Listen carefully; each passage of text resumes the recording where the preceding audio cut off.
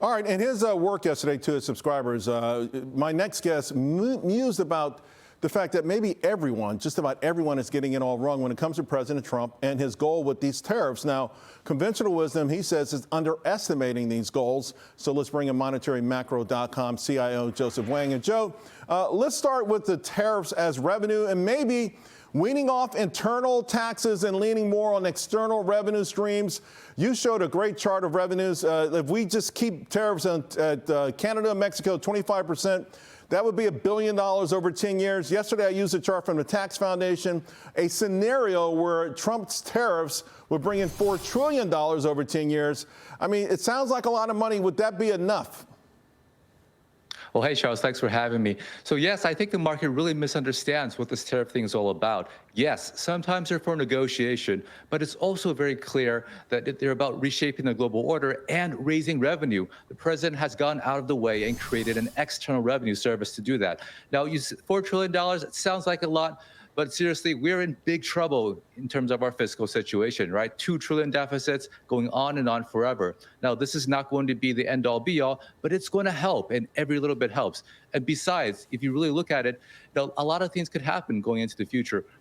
Right now, we're importing $3 trillion worth of stuff. Our volume-weighted tariff rate is only 2.2%. Maybe we can continually raise that, and so maybe we can really make a difference on the fiscal deficit. But I think it's a step in the right direction. You know, another area I think people are underestimating President Trump is with these overtures, global overtures. Greenland, for instance.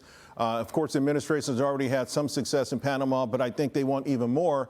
And you talk about that, right? Trump maybe having a bigger global footprint, and maybe even Canada as the 51st state. Yeah, so, President Trump talks a lot about President McKinley as being his favorite president. Now, President McKinley is known for tariffs, that's true, but he's also known for other things as well. President McKinley gained Puerto Rico, annexed Hawaii. He enlarged the Union.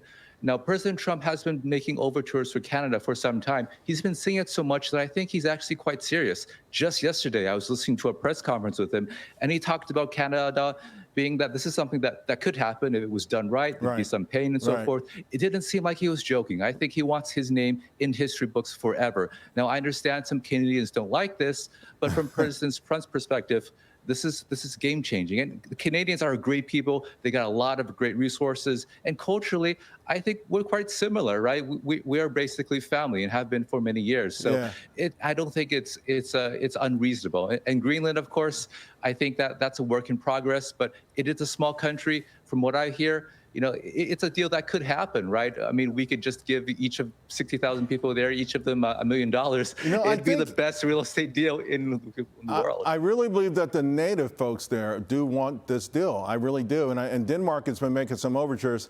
And listen, I love our friends to the north, but they work only 32 hours a week, and the GDP per capita is a little bit less than Mississippi. So I don't know. They should be asking to jump into the fold, but we'll see. Joe, thanks a lot, my friend. All right, baby. Thank you, Charles.